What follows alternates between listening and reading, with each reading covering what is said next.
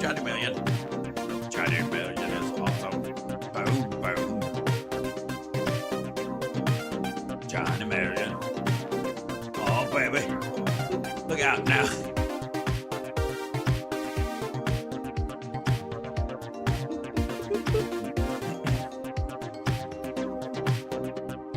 Yeah, that was me, love. Ladies and gentlemen, can I please have your attention? And I need all of you to stop what you're doing and listen. Now, live from Chicago, the Hal Sparks radio program Mega Worldwide. I have come here to chew bubblegum and kick ass. Hal Sparks, actor, comedian, and multimedia personality. All out of bubble. Hal Sparks. All right, so Let's do this! there's just so much going on. I'm raring to get out of the gate. It has been. Let's do this. We live in popcorn land, my friend. We started the week with the wailing and the gnashing of teeth that, dear God, Donald Trump is ahead in some polling in these swing states.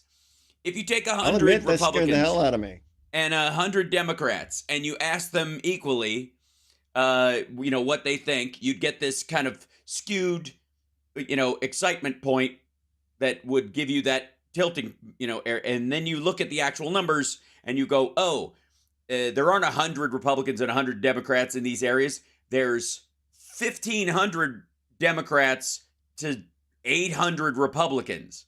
So if you measure them 100 to 100, you're going to get a poll that drifts in the direction that it looks like it's a real horse race. If you go by the actual per capita, and of course, this has always been an issue with Donald Trump and per capita. And when you say per capita, there's many per capitas. It's like per capita relative to what? Yeah, he's not good at that. No, not good. And so, and they also, it factors in this, the wild card being that, like, when we add in independents, that whole thing falls apart. So anyways, clamoring, wailing of gnashing of teeth. Sunday, Monday, oh dear God, it was the end of times. It was World War III wrapped in an asteroid, headed towards the Rapture, full speed ahead. I remember I wasn't happy about it at all. I remember giggling to myself as I heard it and watching everyone, beat their chests and go out into the street like a wannabe messiah in Life of Brian, just tearing at their clothing. Yeah, I FaceTimed Hal and I was crying and he laughed at me. I do, but that's because you do a really funny cry. I'm just saying, It's hilarious. it's adorable. I look a lot like Jiminy Glick when I cry. Yeah, right. I balloon up. Yeah, you do. Absolutely. That's just not, I can't deal. Anyways, You're a fat crier, Johnny. Fat crier. So then Tuesday comes about and gives everyone what I would call a reality check, a genuine reality check of how the vote is teeing up, how it's going to go, and how the Republicans are going to respond to actually it was like a test run for the vote next year is what happened this week. And what happened is Republicans got their keisters handed to them, and their response was, maybe our unpopular opinions weren't loud enough. Maybe what we should do is double down on the stuff that kept us from winning in districts we should have skated through. Maybe we should take the lessons we didn't learn from the lack of a red wave that gave us this wafer-thin lead in the House, which is always teetering on the brink, and you have to keep someone like George Santos in office to guarantee you have enough votes just to pass stuff that goes up to the Senate that will come right back and never get signed into law. Maybe take the lessons from that and ignore them entirely and make the same mistake again, only and just worse. Keep chasing after the Biden crime family. Family, right. Yes. Send out Jamie Comer to say, hopefully, hopefully we're going to get them documents And then hopefully we'll find do you think we'll find any evidence? Do you think anybody's going to be, you think they're going to, if you subpoena these folks, do you think you'll get any, well, hopefully, oh man, say hopefully again. Yeah. Say hopefully again. It has been, I have to say, an unmitigated joy watching the parallel universe of the Hunter Biden laptop fiction. And bless you, Hal Vickery, for that super chat. You wonderful human being, you. And the actual fraud. Oh, and the actual Trump stuff where he is just seething and melting down and literally in interviews saying things like, going to be a country no more. I actually think it will not. It will be a country no more. Saying things like that right after, if I may, right after saying that Joe Biden can't put two sentences together. I honest to God, that's a hurdle you can't slam into. You got to clear the gate. That's a generalized rule. If you're going to make fun of someone's like vocabulary, their accent, any skill, any baseline ability that they have, you cannot egg it right after you make fun of them for it. You cannot. Trump is basically turning into Clouseau right before our eyes, just literally going, I've got this under control, and then just falling down a flight of stairs immediately. It's fascinating, but they don't show, if you notice in any of these rallies and things, partly because they're at high school stadiums or in little gymnasiums or whatever, so he can't exactly park his plane right outside, that you don't really see him going up and down the stairs of his plane anymore, walking out and waving to the people. He doesn't do it anymore because he's getting more and more nervous after the Tuberville fall that it could happen to him. So he is battening down the hatches like everywhere. So you can't watch him get off the plane anymore? No, he'll come to the top and wave. But and then they'll show footage of him at the bottom. But his own people or the campaign is in charge of the video because he's not president. So you can't just film him all the time or whatever. I'm sure there's, people have phone footage of it, but he looks like they pull out, they inflate those yellow slides for him to right. just slide out of the plane. He just eats it, just face plants and slides down the those thing. Those look fun, but I just know that if I were jumping off to save my life, jumping onto one of those yellow things, I'd do it wrong somehow. I'd you'd bounce, get some horrible rug burn and bounce off. Yeah, you'd bounce completely off. You're like, oh, I see. Everybody jumps off, but you weigh just 8 pounds more than that, pressure to expansion ratio in the gases inside the thing, and it would just fling you off into the distance, and you can land on a piece of Wile E. Coyote on a hot piece of fuselage. So. Which, by the way, is the next. That's actually a pretty good song title. Hot piece of fuselage. Fuselage, yeah, absolutely. It'd be a bad Skinner kind of style song. I'm just saying, it's not. Sorry, too soon. All right, listen, we have a lot to talk about today, and I gotta say, I'm sorry to upset folks who really need their kind of anti-dopamine hit, but it's all pretty good.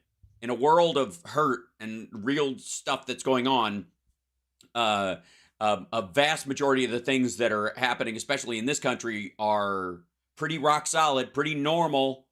Biden is doing yesterday was Veterans Day, and I would like to personally extend my love and gratitude to all the veterans that are out there. They make up 6% of our populace, and many of them just kind of operate under the normal. They don't always wear the hats that say veteran across the top of it. They just live in and amongst us all the time. So if anybody just walked by you and didn't know you were a vet and you're in a grocery store or whatever, you're watching on your phone or listening in your car or wherever you consider yourself hugged.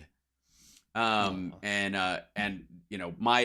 my grandfathers served in World War II. Summer's father, who passed away, was a Marine. We've got he's here. We've got him here in the house. He's in a urn in the house with his flag. So genuinely, I can't express that with as, in just audio and video format with as much love and respect as I possibly can. So thank you guys so much. And today, Biden is at Arlington giving a speech and speaking, like a president should speak. In direct contrast, and I'm loath to bring it up, what John Kelly, repeated that Trump had said at Arlington and then at other places, just gross. The fact that he mocked his own sons and basically threatened to disown his sons if they joined the military. Captain Bone Spurs himself. Really does that, the suckers and losers part that he brings up when he talked about that stuff has a lot to do with the fact that he thinks he gamed the system by getting out of that service, by saying he had bone spurs. That gave him a window to, it's the same thing he does in court. Trump doesn't think you're a winner if you win in court because you win on the merits, if you deserved to win, if you were innocent of the charges, or you were not guilty or not liable in the civil suit. He's not impressed. What he's impressed by is if you can Roy Cohn your way out of it. If you can cheat. That's what means you have deny. Right, and that means you have skill. That means that's what you show off about. Like, they had me, but I got out of it. Like, it's and enough of a pathology to erase your empathy. Oh yeah. Well, if he ever had any to begin with, and here's the thing: everybody's born with some, and you get revisits to it your entire youthful life. So this idea that his parents are responsible for the awful that he became, when his brother didn't. His sister's kind of in the mid zone, right? So at some point, they let him get away with more. It seems like that was the pathology. It wasn't that it was this unloved abuse that he, in the home and blah, blah, blah, that everybody falls on, because that would have been spread out evenly across the kids in some ways. It was the fact that they kind of didn't care. His mother just went, he's kind of a jerk, so let it slide. And they let it slide and let it slide, and he lives a let it slide life. And he slid right into the presidency because the 80s followed the 90s, and the 90s followed the 2000s, and 2000s had, the 9/11 and 2008 and the first black president, and that caused a cascading emotional panic across a chunk of the electorate who will tell you to your face, and we got to take a break, but will tell you to your face, the country's going to hell, it's going down the tubes, it's horrible, nothing's been worse, we're in the darkest place America has ever been, and they will tell you this in the stands of a football game that they paid $250 for their ticket, and with a pretzel in their hand and a beer in the other. This is a nightmare. I'm living a nightmare. We'll be back right after. I love those hot pretzels, man. They're good. They're good. Yeah, it's an amazing thing. Like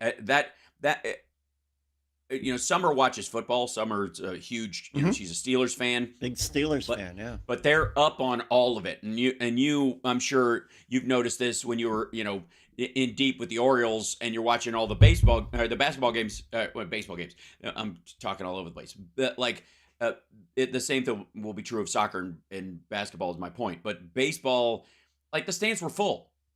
Every game. I mean, there have been drop-off times when games were... but attendance was up. Yeah, attendance is up everywhere. The fact that Taylor Swift tickets made the presidential discussion. You understand, you're not in a country on fire if that's even remotely possible, because Taylor Swift tickets are purchased by moms and daughters and fathers for the moms and daughters and fathers that go with the moms and daughters and moms that bring 8 girls to the thing, and they're paying thousands of dollars. It's like a trip to Disneyland. It's insane. Uh-oh. Oops, Chicago dropped off. Where'd they go? Yeah, we lost Chicago. Uh-oh. I saw that. Come back, Chicago. Come back. They're not even going to notice, are they? Come back. They're not going to notice until they do it. You know what? I'm just going to do the show as if. Yeah. Maybe they just pull from YouTube and Maybe so. Yeah, Fuckity hashtag- fuck, if that's the case. Easy, quit it. Stop that. They might. I love that right now they might be going, oh no, well, we can go to the YouTube. Click. And they literally just threw the. Oh, there we go. Here we go. They're back. Chicago. Okay. Hey. You're back, Chicago? I see them. I don't hear them. Check. Can you hear us now? There you are. Yeah, Hey, there you what are. happened, buddy? What You happened? okay? Like, you just went black. I'm like, okay, let's reset. No, you Yeah. did. Oh, 30 you seconds, did. guys.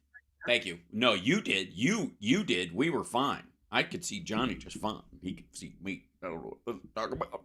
It's so scary. Mhm. Johnny said the F word lots. He did it lots. Absolutely. Mhm. We'll be back up in 30 seconds. Very exciting. Oh, and I have to do this crap. Well, you could have put on the elevator music. Welcome back to the Hal Sparks radio program, Mega Worldwide. We had a momentary tech discord for a second, and I thought I might have to use my hold music that I just made.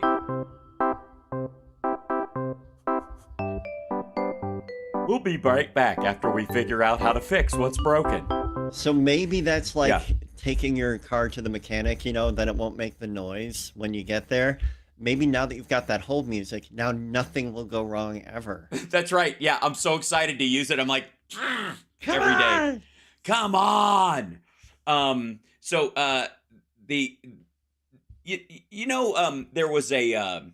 There was a Republican debate this week.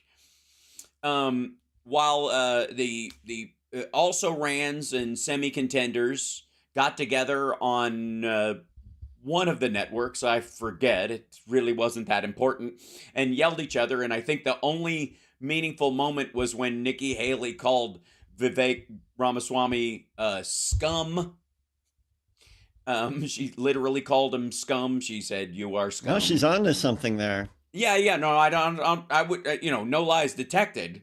Christie, I think either before or after, maybe during, called Donald Trump a coward for not showing up to the debate. Cool, whatever. Yeah, that's a thing to do. Yeah, that's what you do. And meanwhile, by the way, there was another debate going on. I don't know if you know this, but Donald Trump was in Hialeah, Florida, outside of Miami, and on I think a high school football field with about 2,700 people, half of whom are staff for RSBN.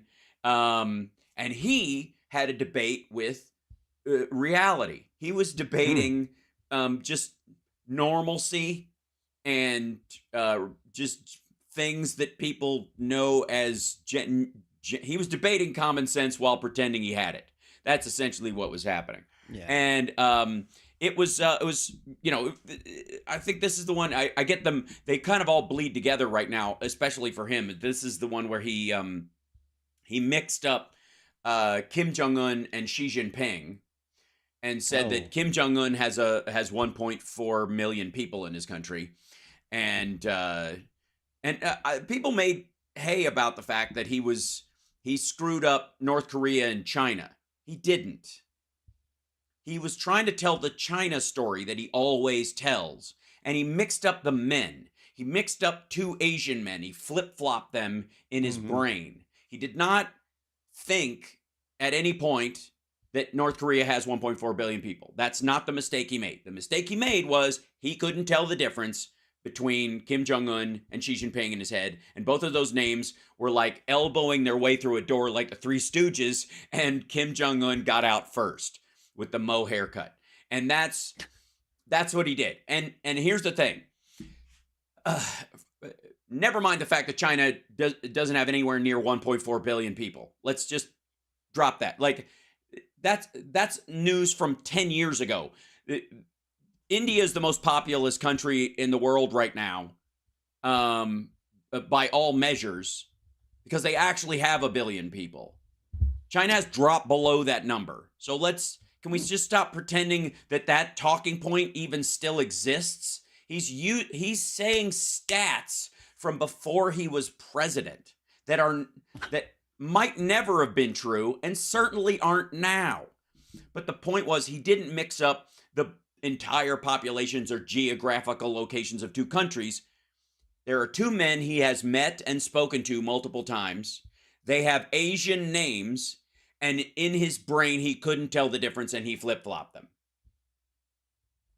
That makes sense. That's what happened. Please stop saying that he screwed up China and North Korea. He didn't. He mixed up two people that he likes very much. He's very impressed with both of these idiots. You know, They're both very powerful. Good. They're very powerful, right out of Central Casting. They're so sharp. You couldn't find a Hollywood actor to play these people. Yes, because A-list Hollywood actors, by and large, are attractive. Neither, like, you couldn't find somebody to play Putin right now, unless, I guess, Ed Asner did some makeup work, or and like that's possible. But let's just understand that he's in Hialeah, that's outside of Miami, in this little pathetic gathering where where people wait for hours for him to go on stage, and he stands there like he does at the beginning of one of these things, while they play the entirety of Lee Greenwood's Proud to Be an American, a song I previously enjoyed until it was sort of commandeered by this idiot. And he just stands there because he used to time it getting off the plane and walking across the tarmac based on, okay, if you start the song, the distance of the plane to the actual thing, you can walk out and you're basically at the end of the second chorus by the time you even reach the little walkway to the stage. You could throw a couple of hats and then free, and then, he just starts talking. But now he doesn't get off the plane anymore. They just introduce him and they start the song from scratch, and he's just standing backstage at a high school gymnasium. Oh boy. And he just stands there like a moron trying to convince himself that this is what Hitler would do. Like, this is what you do. You build some tension when it really just looks like he's filling his diaper. So, this is there. Let me just alleviate everyone's stress. Donald Trump is not going to be president again. Period. End of story. Check me. Note this. Put a pin in it. Do whatever you want. Like, I'm telling you, the man is not going to be president. Even if he wins the Republican primary and goes all the way to the general, which is questionable. Not happening. It's not happening. You know how I know? Tuesday. That's how I know. Because there is going to be an ad that the Democrats are going to air all next year that have the Maya Angelou quote, "If someone tells you who they are, believe them." Mm-hmm. And it will play Donald Trump talking to Chris Matthews in 2016 when everybody should have paid attention, saying if a woman has an abortion, there has to be a punishment for her. Punishment, yep. That's the ad. That's it. Everywhere, all the time. Make him walk it back. And I'll tell you what, he has two choices in those situations. He can double down and guarantee that the majority of the electorate, 51.7% of voters, namely women, and 20% of the other half, or like 50% of the other half, which is about 20% of the electorate, that support them. That'd be the guys like you and me, John Emilion, who want women to have every right they need to live their life freely and don't want to have to choose what state they live in to get their rights as a U.S. citizen. And have people been taking or keeping track of the numbers of like the people that he endorses versus the people that actually win after he endorses them? Oh my God! Like, well, just look at the House Speaker stuff. Amazing, but ultimately that ad's going to run in a loop, And he has two choices. He can double down on it or he can back away. And if he backs away, he loses half his voters. Mm-hmm. Half of them will stick with him because they think he's a liar and they're counting on him being a liar. Wow. But the other half will go, I don't know. I don't think he's all in the way somebody else would be. That's that. We got to take a break. We'll be back right after this. It's the House Sparks Radio program, Mega Worldwide. Now with 100% more Johnny Million. He's got a Twitch channel and a YouTube channel. You know, it says It's Johnny Million. And also you can support the show via Patreon, patreon.com/Hal Sparks. We'll be back.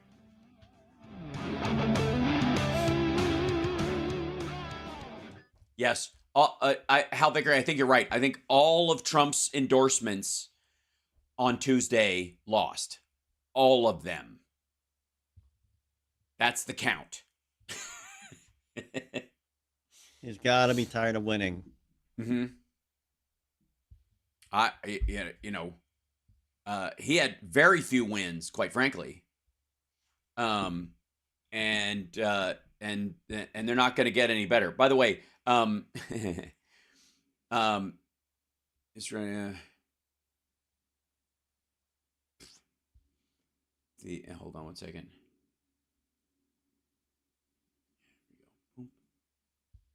Opening up one thing.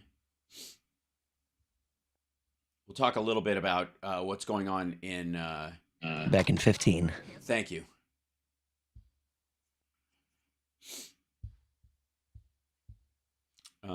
What's going on in Gaza right now too. Yeah. You're locked into the Hal Sparks radio program, Mega Worldwide. The balance of life experience and the recognize, the count your blessings reflex that Americans always seem, kind of trapped in. Because I think it's twofold, Johnny Million, if you will. And I'd love your opinion on this. The general kind of cultural clamor of pride in complaining that we as a culture have kind of baked in to everything. Sure, yeah. That you can always kvetch about something. And that there are some running gags, even if it's not true. Your job, your relationship, your whatever. I mean, it's as a comedian, I literally am surrounded on tour with people who milk those cows to make cheese all the time. They those are your go-tos. If you see old-fashioned road comics, they would just hammer those, job, wife, kids, like, right? And everything being relative, that doesn't mean that there aren't things worth fixing or that we don't have stuff to work on or that people's lives couldn't be better because whatever. But we're in the incremental zone of humanity that is nothing like what life was 100 years ago, much less 200 years ago, much less what's happening right now, this very second in large swaths of the earth. And so there's a lot of talk often about the question of like privilege. That word gets thrown around a lot. Someone has privilege, and I would argue that Americans in general have privilege compared to other folks. Now that privilege is earned and paid for by the veterans that we honor on Veterans Day, for example, and through the hard work of people who, invented the internet here and all that kind of stuff that made the rest of the world better and added to it. And all the people, by the way, who also at the same time are saying, we've got to solve this, we got to fix this, we got to work on this was wrong, we need to remedy this, we need to make up for this, those kind of things. Those folks doing that work are on parity with, the defensive and the offensive movements are equal in how you're trying to make something better. But it is how we ended up in a country where you can complain and you're fine. I almost think to some degrees we take our ability to complain for granted. Think of all the places in the world where complaining will get you shot.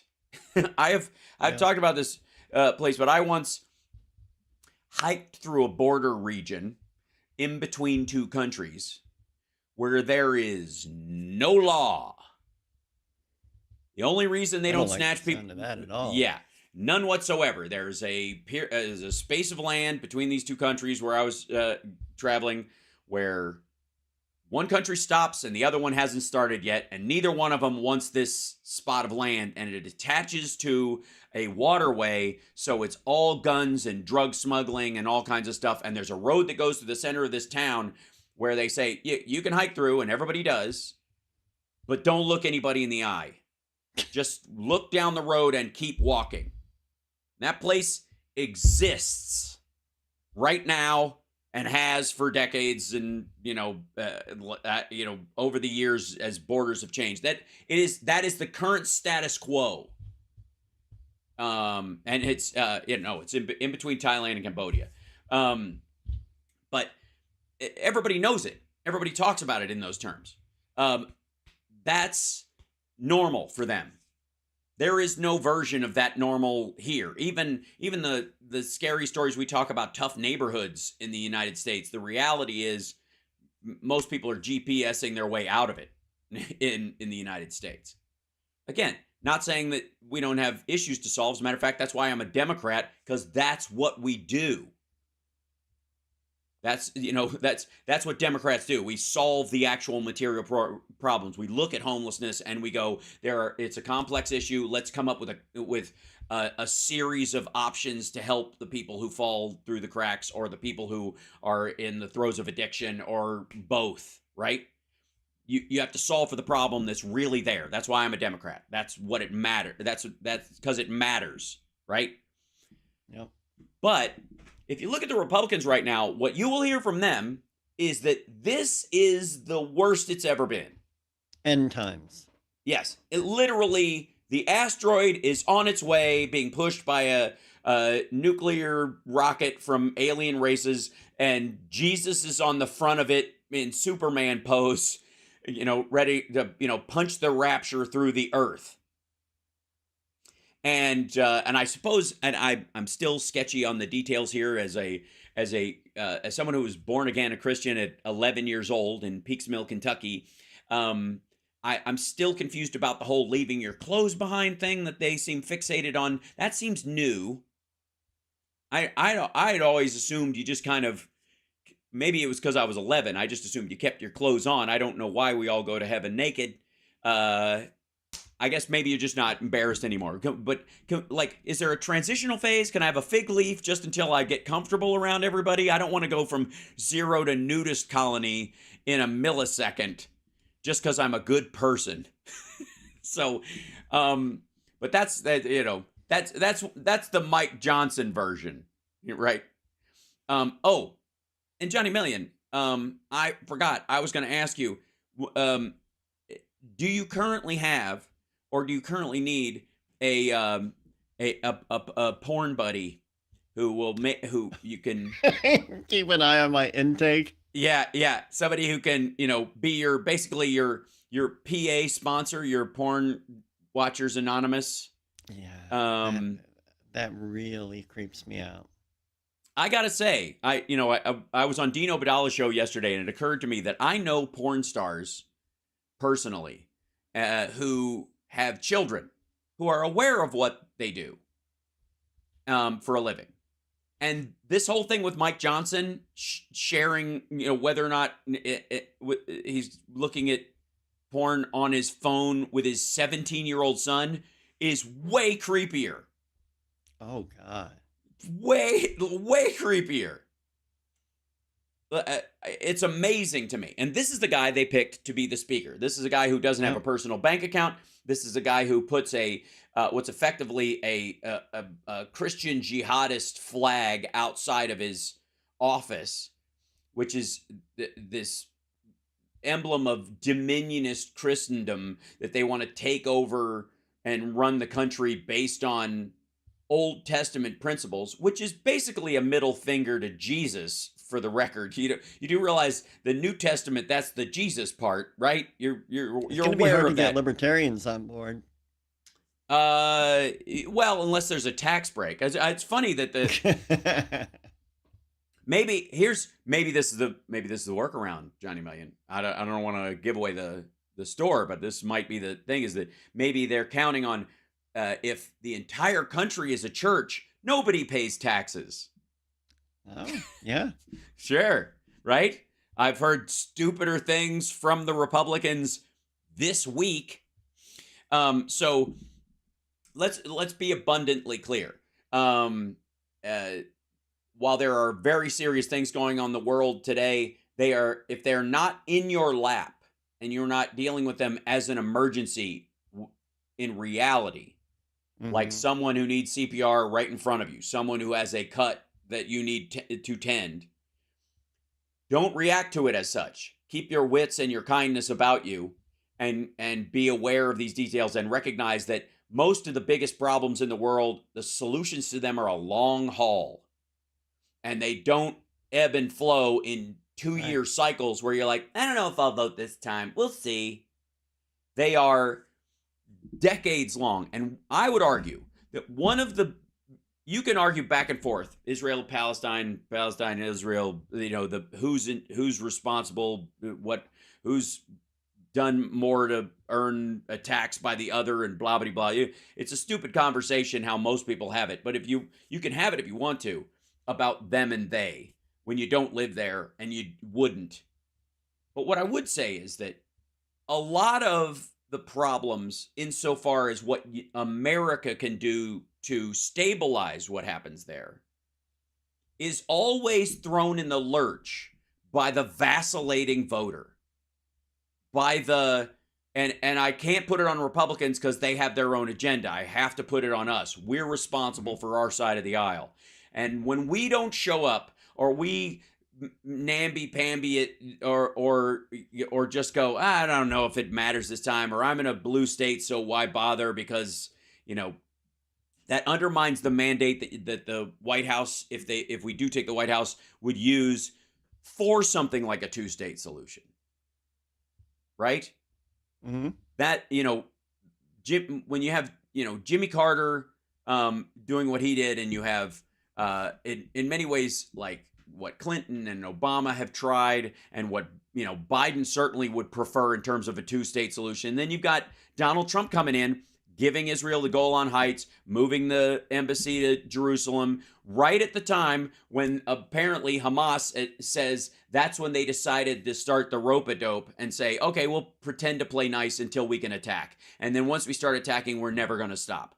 That happened directly because Donald Trump went, whatever, yeah, sure, your capital's Jerusalem now, here's the Golan Heights, whatever. Yeah. And if they were to do anything, we'll kill all of them. Like, that's how he rejected the existence of the Palestinians outright. And their response was to dig in and plan a slaughter. Yeah. So this idea that, like, I don't know, maybe I'll vote, I don't know, we'll see, whatever. Women's rights, a 2-state solution, the ability for Ukraine to govern itself, the inability of Russia to bully its neighbors and kill tens of thousands of people in Eastern Europe and Africa and the Middle East, for just to gather up resources they don't know how to use and they don't need. It's inexcusable. We as voters, and again, showed up this Tuesday and put that flag in the ground and said, no, these things matter to us. And those same numbers are going to show up next year. And the Republicans are going to do everything they can to go the opposite direction from where the trend of voters is. And you will see a situation where very popular Democratic policies are tabled all the time. 70% of the populace is in support of these things. Mm-hmm. A public option, certainly good schools, clean water, clean air, even the infrastructure bill was part of that, right? No one, if you asked across the country, would be against the infrastructure bill. Especially, they would just say the biggest complaint was it took them too long.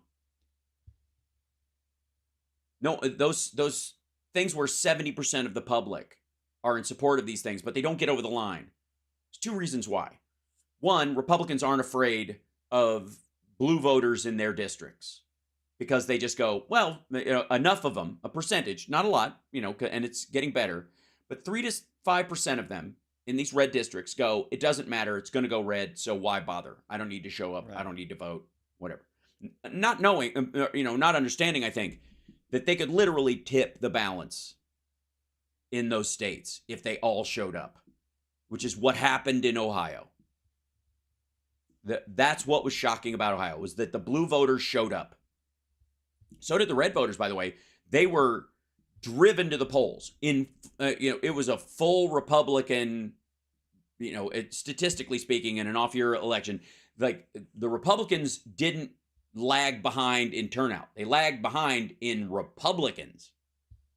And if Democrats show up, we can not only secure these things in the states that we are in, but we can also put the fear of the voter in these red states, that their states are turning purple and they might have to listen, and they can't flood the zone with Chip Roys and Matt Gaetzes and Lauren Boeberts and Marjorie Taylor Greens. They can't afford to do it. That's the worry that Democratic voters have to be focused on. We need to scare the Republicans into recognizing they are outnumbered in terms of these policies. And I got to say, if a Republican wants to vote for the infrastructure bill or wants to vote for women's rights and the like, and still insists on wearing the R on their jersey, fine. I'll take a Republican that votes with us 30% of the time versus the Republicans who will never vote for even stuff their constituents desperately need just because a Democrat came up with it. The Donald Trump crowd. So that's the lesson of this next year. That's the push of this next year, is that if you think these issues are important, and your empathy, if your heart aches for what's going on in Palestine right now, if these issues matter to you, if the idea that deaths in childbirth, maternal death, and infant mortality for newborns has gone up a measurable amount in the last 2 years, in the last year, really, it's because of these laws passed by Republicans not allowing people to get therapeutic abortions, and therefore more women are giving birth to non-viable fetuses and having to carry them to term because the Republicans are forcing them to do it. If that matters to you at all, it's not even just about Tuesday. It's not even just about 2024. It's about 2026 and 2028. Until such time as these guys recognize that they've either got a choice to go back to being fiscally conservative but relatively socially open, Reaganite, whatever they want to call it, whatever spit polish they want to put on their party, not my concern. But until we get to that point where they recognize they have to do that, it's our responsibility. We show up every time, we vote, and we vote strong blue across the ticket, because if they think they've got a wiggle room to drive a wedge, they're going to come at you with a split and maul. We'll be back right after this. It's the Hal Sparks radio program, Megaworldwide, now on WCPT 820 AM. I'm going to go feed my cat. That's not a euphemism, by the way. It means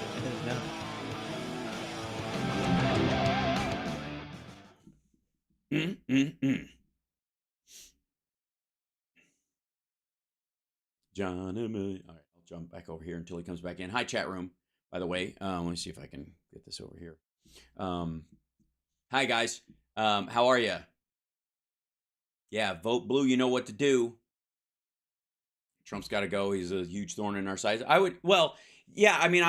got to say, he's an albatross around the neck of the Republican Party, whether they like to admit it or not. And his big polling numbers with the Republicans just eat away at the value of their party, but they drive independents away. That's why independents have grown so much. It's not because Democrats are shedding people. It's because Republicans are shedding. Republicans have been shedding members since Bush. And there's a big bunch of Republican independents that vote Republican all the time, but call themselves an independent. I'm not really with any party, that kind of nonsense. When they vote R most of the time. Stand by, coming back. Thank you. They just want to hide from the fact that they voted for Bush. Welcome back to the Hal Sparks radio program, Mega Worldwide. Fantastic. Welcome back to the show. I'm Jesse the Body Ventura, sitting in for Johnny Milton. Yeah, he's feeding his cat. All right. Our dear friend Philip Bittner will be joining us from, I was about to say Kiev, but I don't know where he is in Ukraine right now. He is back in Ukraine, though, insofar as I know. He's been traveling. He came into the States for a little bit of, R&R, and then joined us at the Sexy Liberal show. By the way, January, Sexy Liberal Tour is out on the road. We're out at least once a month. I'm trying to get us out there more to get us into some purple districts. Again, to let people know that, we as Democratic voters, we're out there, and we're fired up, ready to go. So overall, there's certainly a lot to talk about with him. Now, one of the big stories over the last little bit too is that, there may have been, Moody's has signaled, they haven't fully done it yet, but Moody's has signaled that they're going to lower America's credit rating, that they have gone negative on it instead of stable. And we might go from AAA to AA or something like that. By the way, all things being relative, like China is heading towards a C minus, just if you have any indication as far as flight of funds out of the country and investment, and whether people believe you should be loaning them money right now. Johnny Million's back. There he is. And so it's not a good thing if we get downgraded. It raises some of the, interest rates a little bit, but the interest rates are already high anyways, but they're not even close to like 90s or 80s levels. So what have you. But it is directly because of the Republicans. This has to do with Republicans wanting to shut down the government, and the cost of shutting down the government is, on a debt as large as we have, is it genuinely moves the needle. It might not have in the early 90s, late 80s or something like that. If they shut down the government for a couple of days, the debt and the interest on that debt and the availability of tax revenue and stuff was a little closer in parity, for example. And so it wouldn't really affect things. You could do it over a weekend and you could just say, well, we're fine. We got, things went out a little late, but no big deal. Now, because Donald Trump has added a third to our national debt, and because we've just come out of COVID like the rest of the world, and that takes some rebuilding, now a shutdown genuinely can have an impact economically. And the Republicans either don't know this, which I don't believe, or they know and they don't care, or even worse, they know and they do care. It's exactly what they want. Now, who cares if they've had I think a month and a half total of absolute chaos in between trying to vote in these two speakers, right? Back and forth.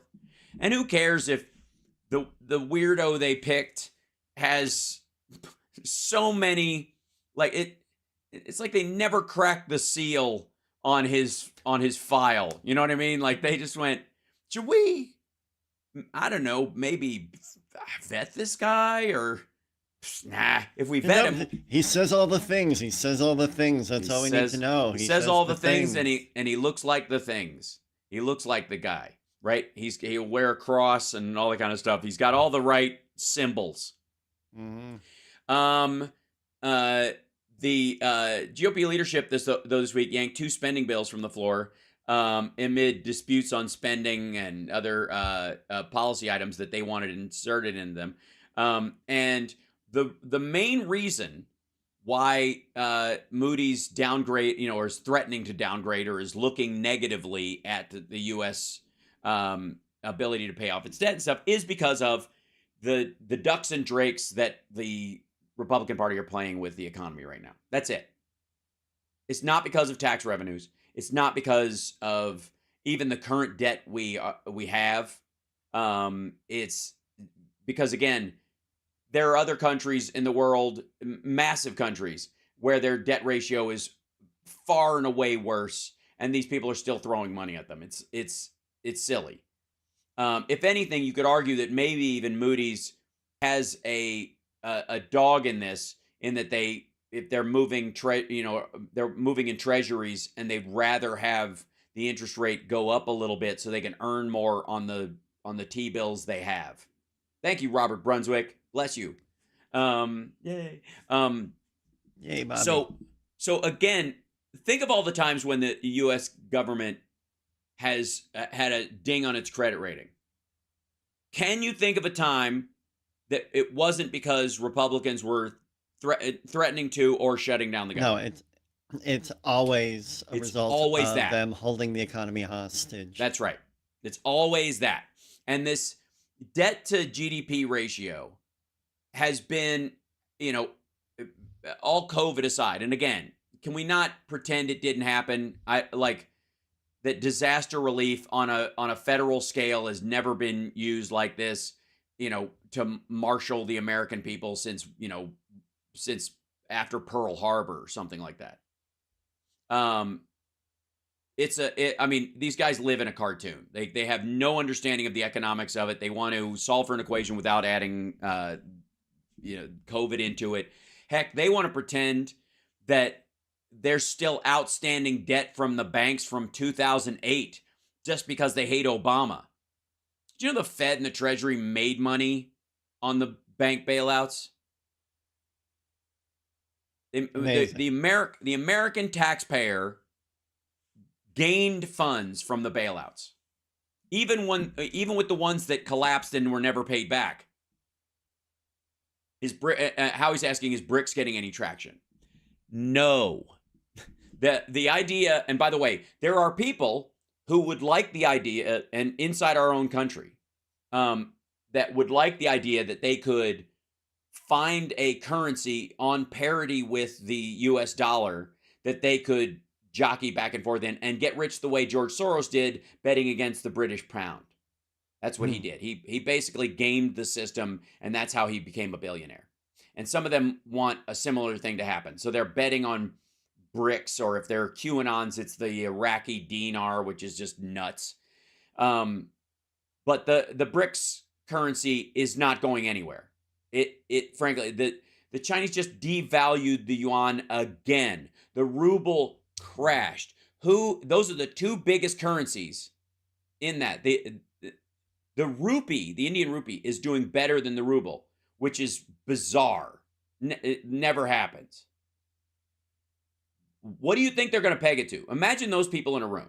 Okay, you can imagine the EU and the United States going, hey, what's our trade value euro to dollar? Well, we would like it to be this, and let's have a conversation about it. And it could maybe even some raised voices from the German delegate or something like that. But pretty much everybody's good. We could all, and ultimately the U.S. would just hold up, our output and go, oh, okay, you guys win. And that's how everybody knows that. We have the largest economy by double. Imagine Brazil, Russia, India, China, and South Africa, and a couple of other OPEC nations arguing about whose currency the new magic currency they make up should be pegged to, or who gets to decide and how fast and how often it values or devalues.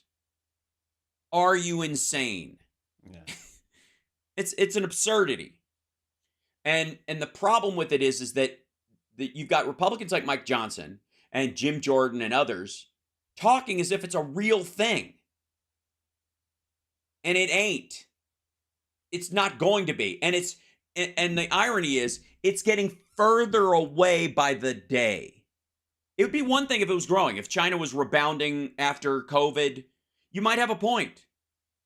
You don't. But they're going to eat our lunch, Hal. Well, they're going to have to.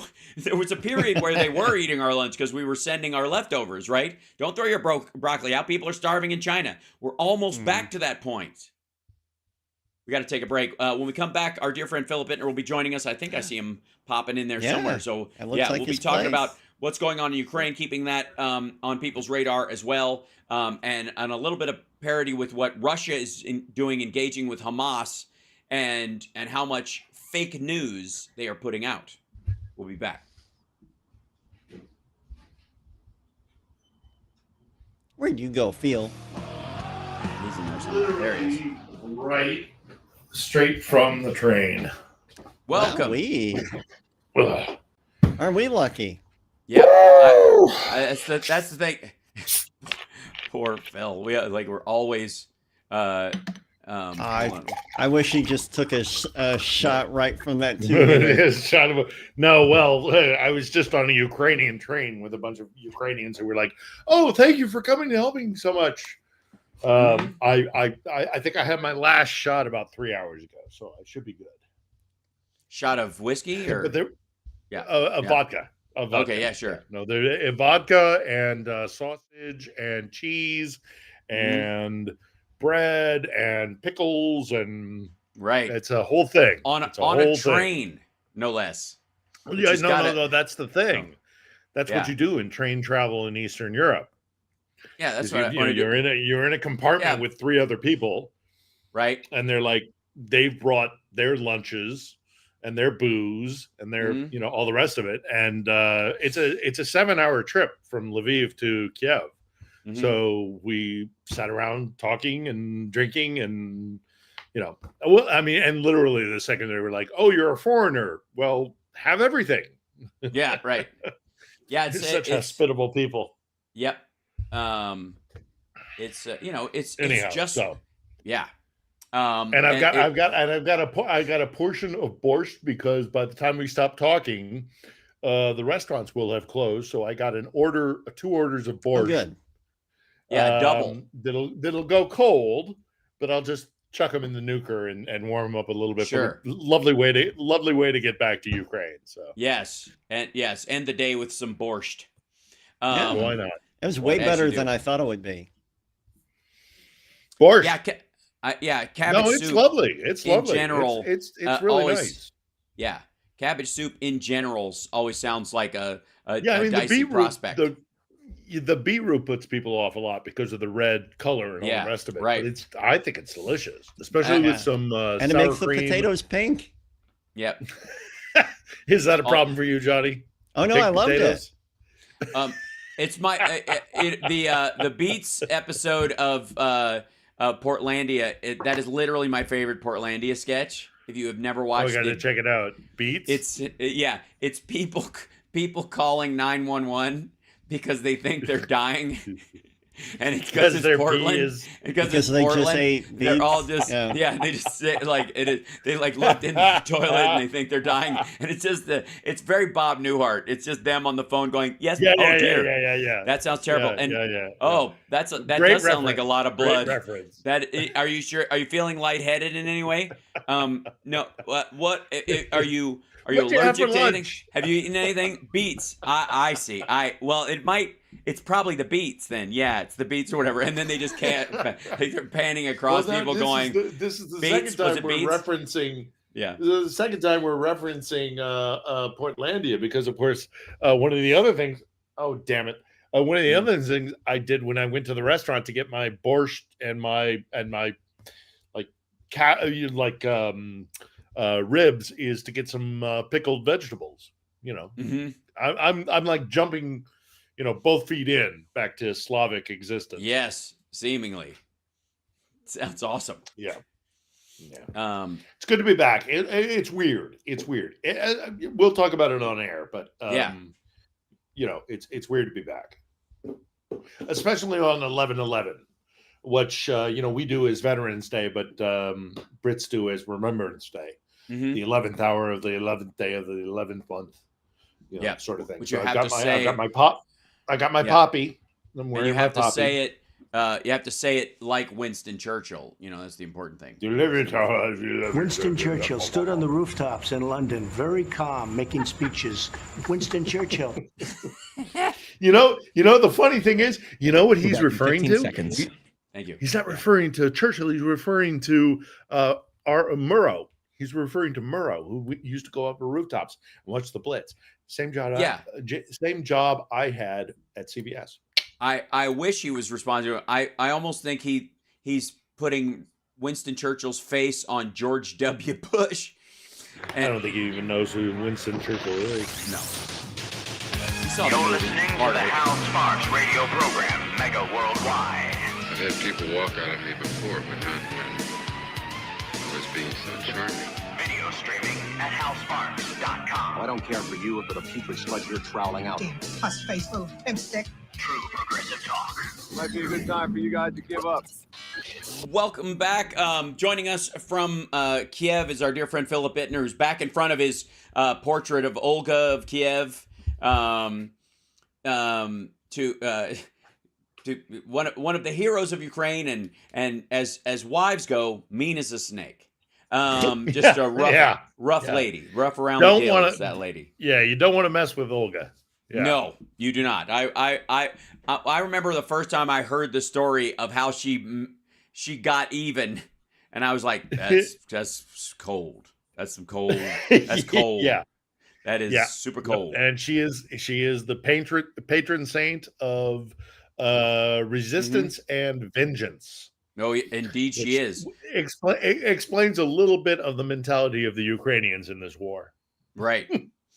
So a couple of things. First of all, your thoughts, because you're back in. You just got off a 7-hour train ride from Lviv to Kiev. Literally have been spending the last better part of 7 hours and then about 45 minutes from the train station to here, and then right in front of the camera to travel from Lviv, where I had been doing some work with Dr. Erwin Redliner and his wife, Karen, who have a humanitarian aid group emphasizing children in Ukraine called the Ukrainian Children's Action Project. And I was just there kind of because I know Karen and Erwin, and I was photographing some stuff, and they're doing good work. And then I came here and directly put myself in front of a camera to talk to you. And I traveled with a bunch of lovely Ukrainians who broke out their food and were very hospitable and happy to have me on the train with them. And then when I told them the story of me and why I was, traveling back to Ukraine, and that I had actually only been in a brief vacation away from Ukraine since the war began, they were very hospitable and they were very kind and lovely people. So another reinforcement of why I just really love this country so much. But I'm back, and I haven't seen a lot of news today, so you're gonna have to fill me in on some of that. Well, but I'm back. Yeah. One of the biggest things I think is, that the Ukrainians continue to sink Russian boats. Now they have turned to landing craft. So they have knocked out 2 landing craft, which means that the Russians in some area attempted to perhaps, is that today? Is that today that they knocked out 2 more, or is this the second of yesterday. the 2? Yeah, the second of the 2. Right. So, so because there are 3 of these things in the Black Sea, and if they've taken out the second of 3, I mean, the purpose of those things would be for an amphibious assault on Odessa, which would be a fool's errand, because Odessa is a fortress, and I've been to Odessa before I went back on my vacation to the United States. I went to Odessa, and the place is fortified. So if the fact that they don't have 2 of the 3 landing ships that they would need to do an amphibious assault on Odessa, if those are knocked out, forget it. You're not getting Odessa back. It's done. Yeah, and there's a couple. Obviously, we'll talk a little bit about the Dnipro area and the fact that Russia just seems to keep throwing men at this meat grinder around Avdiivka and around like some of the northern territories. But ultimately, the biggest moves, I think, there are two big political moves that I think we can talk about that are kind of important. One being that the EU is talking about fast tracking Ukraine being part of the EU in general, and an ex-NATO official said this week that they could join without claiming the Russian parts or whatever if they wanted to right away. You could move on. They don't have to finish this before they do it. The problem is that gives Russia leverage. So I doubt they will try for that, but that was what it was floating. Yeah, that makes me nervous. That makes me really nervous because what they're, in a sense, talking about, if you're going to give land to Russia in order for peace, land for peace, basically, it will include the land bridge connecting the Russian Federation with the Crimean Peninsula, which will include and will have to include the city of Mariupol. And the people of Mariupol have been through a lot, and they fought for that city really hard. And it's when at the beginning of the full scale invasion, they were kind of if it's not too high-minded of a reference, the kind of Thermopylae of Ukraine, where they kind of like the Spartans fought off the Persians at this little stretch of land of Thermopylae. In Mariupol, these people kept the Russian forces bogged down, buying time for the rest of the nation to shore up their defenses and to push the Russians away from Kiev, the capital of Kiev, because they got bogged. If you remember, they got bogged down at Azov Steel. You remember Azov Steel, the factory? Yep. That's Mariupol. So sadly, if we start to talk about negotiations, there's really only one thing that there is to negotiate, and that is a connection, a land bridge between Russia and Crimea, and that will inevitably include Mariupol. So I get very nervous about this because I know people from Mariupol. I spend a lot of time with people from Mariupol. It's actually a story that I want to tell in a documentary or a book sometime, because the difficulties they went through were heroic and tragic and just amazing. And I can see a situation where, in order to get peace, Ukrainians or NATO will pressure Ukraine to give up Mariupol for peace, and then talk about NATO membership. But you're still chucking Mariupol under the bus, right? So, but does the world want to? I mean, how much does the world care? I care about Mariupol. But how much does the world care? I think the EU knows that this ends with full regained Ukrainian territory. That seems to be the general thought from van der Leyen and everybody else.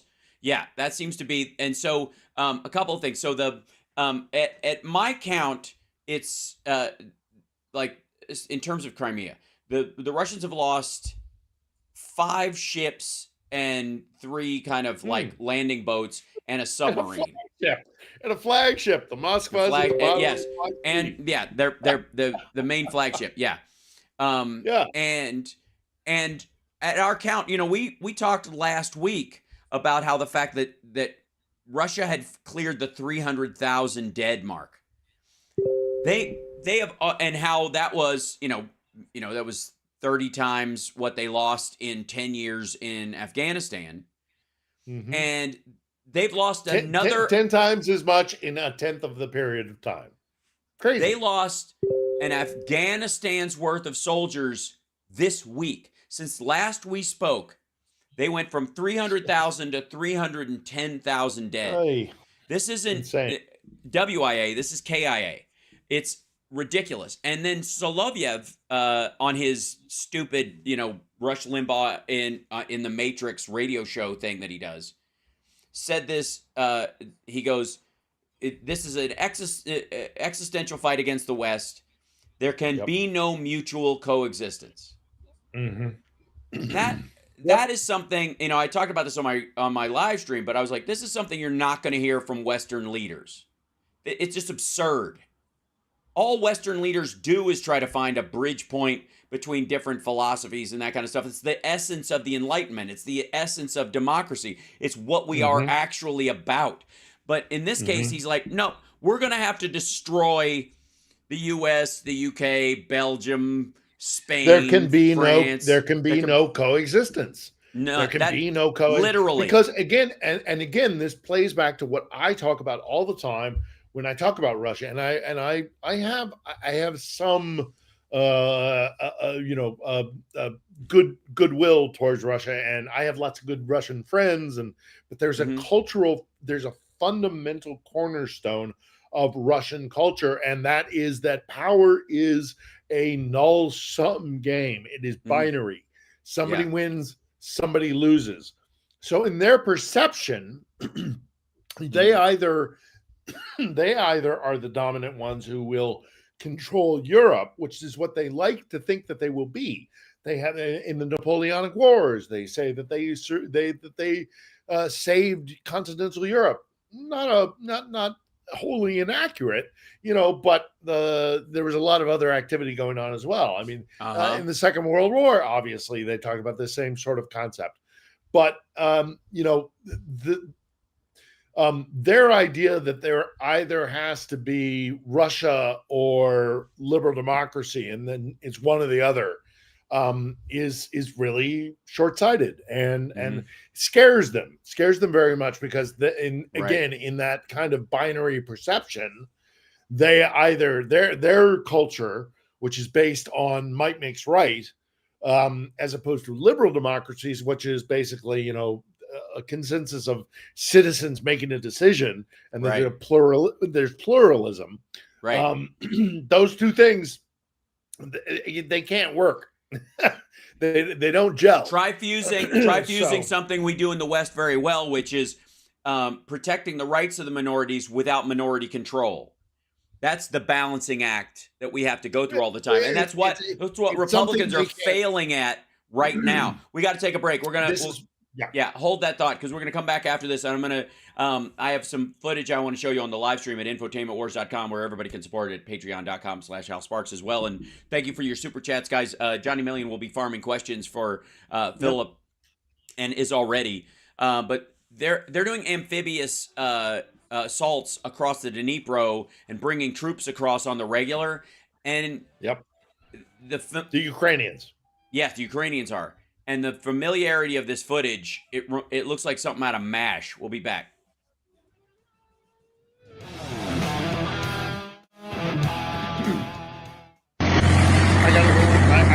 Oh yeah, there it is. Yeah, I got a little nervous. You're going to show video, and I don't know if you got into my cloud and something that I should be ashamed of. I mean, no. For a minute there, I was frightened. Everybody in the chat is saying, boys, look at these boys. Yeah, look at them. Yeah. Here's what I got to say. You got to be pretty goddamn secure. Balls. Yeah, you got to be pretty damn secure in your in the territory you've taken to shove that many soldiers in this boat and get them across. In a single, in one single transport. You're basically saying we don't have anything to worry about. We're going to make it across. And are these scared soldiers? No. These are not scared soldiers. These are not guys who are afraid that any minute some munition's going to come their way, or are under fire from Russian, positions on the left bank. They're done. They're done. Yeah. They're finished. It's over. Yep. Bye-bye. Go home. This is Zivka stuff.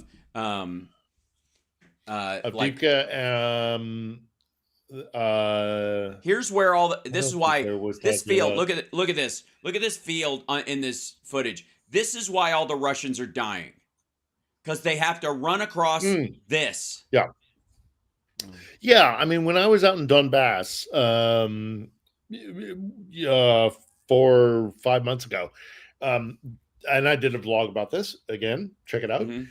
It's slope. It's long, really. A small grade elevation up to high point, and then down, and then the same. It's up at a slow grade, back up, and then down, and so you've got these massive fields of where if you're at a high point, you can just shoot at anything that's coming your way.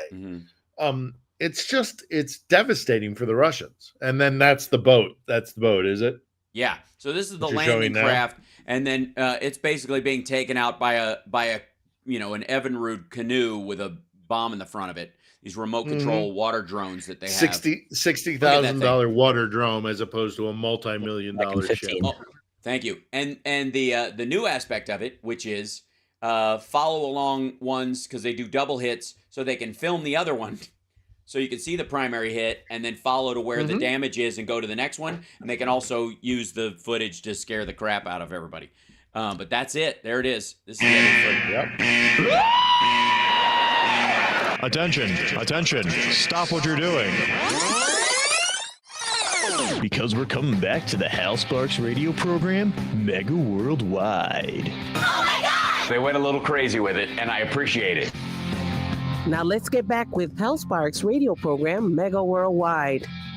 Welcome back to the show. So one of the things we talked about, and we're going to take questions in a second, is this footage of, and I'm going to show Phil so he knows what I'm talking about, this footage of Solovyev on his show saying, and this is a quote from him, "We need to realize that the West is our existential enemy. There can be no mutual coexistence." This is from the Sean Hannity, Rush Limbaugh of Russia, who talks to Putin on the regular, is part of state media, state-run media. This is not a private company. This is not some rando on the Stormfront website or from their version of the Daily Wire or anything like that, or the Blaze. This guy is buddy with everybody who's in charge. It would not be inaccurate. It would not be inaccurate to say he is the voice of the Kremlin. It would be a fair thing to say. And that is diplomatically an exclamation point, not a comma or a question mark. That's it. And so anybody who's saying that, like, well, Ukraine should give up this and should be back and forth, and there should be we should try to find a way to wind this down or whatever, they are never going to wind this down. And it's no surprise to anybody who pays attention that Russia invited the leaders of Hamas, who, by the way, live in very cush hotel rooms and don't live in the Palestinian territories, live in Qatar and other places in wealth and comfort, just like Solovyev and the rest of these guys, and invited them to Russia. And then RT sent reporters down into the tunnels to glad hand them, essentially walk around in the Hamas tunnels and go, nice work. And ultimately, the message from Hamas towards Israel, which is Israel needs to go from the river to the sea. They're never, all the Jews need to leave. They need to be driven out and slaughtered in the streets, is the exact same message you're getting from Solovyev about Ukrainians and the rest of Western Europe, for that matter. And by the way, it's Eastern Europe, because they're going to take over that too. You think they're going to let Kazakhstan stand after what happened with the Kazakh leader this week? Oh yes, we'll talk about that in a minute. But the important thing is that what Hamas is saying with its kind of like a null sum game, binary kind of thinking, it's either or, there is no in between, is very similar to what the Kremlin is doing here in Ukraine. It's the same kind of thing. And look, here I am coming back to Kiev tonight, and it's a 7-hour trip. I'm on the train. It's 11/11, the 11th hour, the 11th day of the 11th month, when fighting stopped in Flanders, and all the men who died fighting in that war, for as flawed as it is, a sense of belief that is opposite to this kind of binary thinking. This power makes right, might makes right. You either are the winner or the loser. There is no common ground to be found. Somebody wins and somebody loses. And unfortunately, I mean, as much as I think the West would be willing to negotiate with Russia, we have experienced, and certainly the Ukrainians have experienced, enough history with the Russians to understand that they don't do that. The only time they do that is to recamp and then attack again, because everything is binary. Everything, there's a winner and there's a loser, and that kind of thinking is what leads us to. Well, it's antithetical to democracy at its base. It's exactly what's the problem with the Republican Party pluralism. right now. Democracy, by its very nature, is pluralistic. Right. And when we work better, when our democracies work better, which again, I am still optimistic we will return to a time when our democracies work better. But when our democracies work better, we accept the fact that I'm not always going to get it my way. Right. You win some, you lose some. Exactly. And here's what the alternative is. That's what the fight is here. Yeah, here's the alternative. This is what I'm showing on screen right now, and for those listening on the radio, I'm showing a rail train in the Donetsk region, coming in from Russia, bringing arms and that kind of stuff, that was hit by saboteurs to stop munitions coming into Ukraine, and it is utterly devastated. Like, the rails are torn up, the cars are shredded, the entire thing is horrifying. And that's what you get when you can't compromise. When you have a side that will not compromise, that wants to wipe you out, that's your only option. This is what it has to come to. That is why you fight to protect democracy in every way you can, because this is the fallback position. The fallback position is death and destruction. Yeah. What's the alternative that Russia offers Ukraine and the West? Right? What's the alternative system that they're so critical of? And legitimately, we don't live up to our expectations, and they play into that very hard. We try and we oftentimes fail. But what's the alternative that they offer? The alternative that they offer is don't even try. My mix right. Screw it. That's their criticism of us, is that we're hypocrites. Well then if we're hypocrites, it's a failed endeavor anyways. Then it's just give up. Just give up. Right. That's the alternative they offer. There's let's before I get into this, let me grab a question, Johnny Million, because I know you've been I don't have a ton though. Okay, good. Well, they'll start throwing them your way. Chat room, yeah. All right, so Paul Mixabini asks, where's the head of the Russian Navy as Ukraine sinks all of their wee boats? That's a very good question. I mean, he's probably due for the chopping block at some point. Yeah, he'll be made. But then there's also the head of the Black Sea Fleet.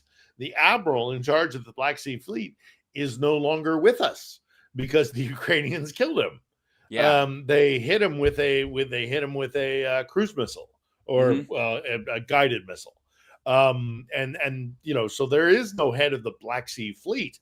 As far as the head of the Russian Navy, I mean, I would be very cautious of what I do when I come near windows or drink tea.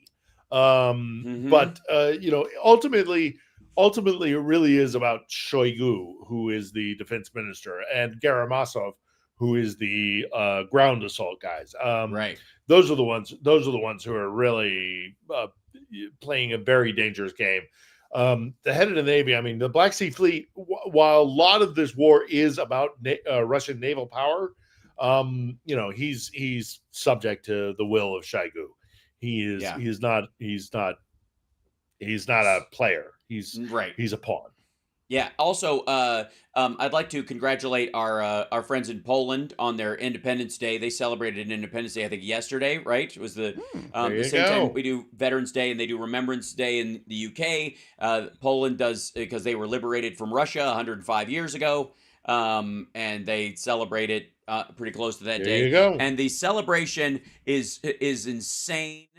It's people go out into the streets with red flares. Yeah, look at that. Holding. Yeah, look at that. It looks like the.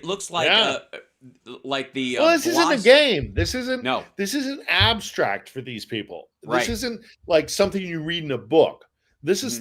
These are these people's lives, and they know what it is to be under control from Moscow, and it's not good. It's interesting that you talk about the Polish independence, because I just came through Lviv on my way to Kiev, and I spent time with aid group in Lviv. And in Lviv, there is a cemetery in which there's a huge section of it dedicated to Polish dead, because the tensions between Ukraine and Poland have been significant in the past. But they have decided a long time ago, by the way, like in the 90s, like 94, if I'm remembering correctly, right? The Ukrainian president and the Polish president met at this cemetery in Lviv, where I just was, and they basically buried the hatchet and signed a document saying, you know, look, we're done with all that kind of stuff. It's Europe is becoming more and more, because of the EU, solidified, and it's becoming. It will never become the United States of Europe, I suspect. Certainly not in our lifetime, but it is becoming more and more solidified as a European idea, and that's what scares the heck out of Russia. That's absolutely true. We got to take a break. We'll be back right after this with more questions from our chat room. Johnny Million gathering those for you. Don't forget to throw them in there at twitch.tv/AlSparks or at infotainmentwars.com. Like, subscribe, support the show, etc., etc., etc. We'll be back right after this.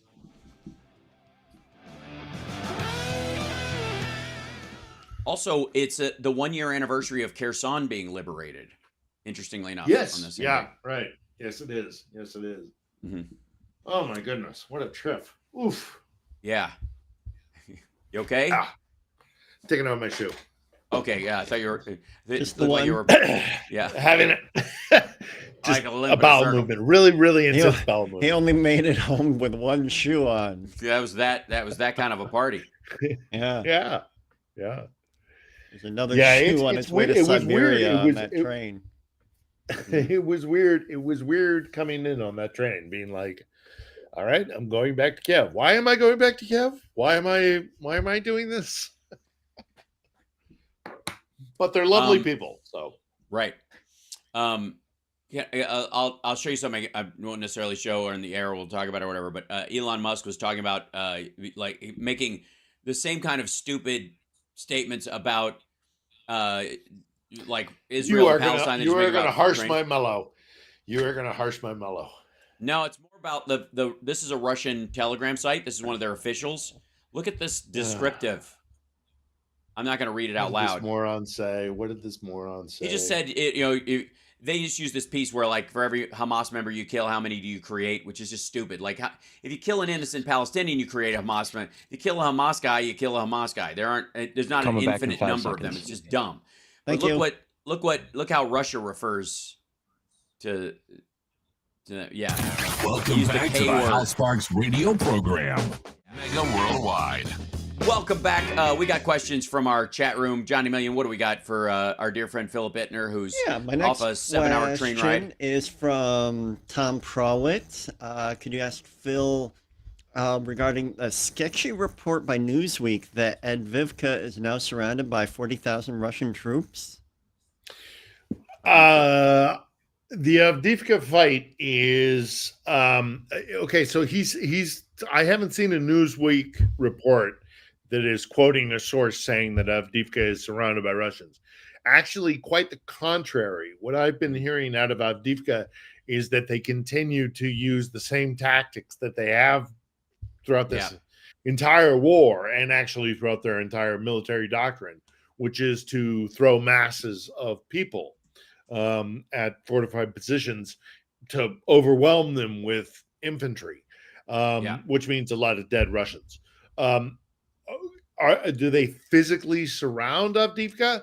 Again, I've been on a train for the last several hours, and I've been traveling for the last 3 days. I'll show you what they're referring to. I'd be stunned if that was the case. Right. And even if it was, we're talking about infantry. I would bet dollars for donuts. What we're talking about is that we're talking about they're surrounded by infantry, which is just a bunch of conscripts who the Russians will throw at Ukrainian defensive positions and be slaughtered. Yeah. So they fillets.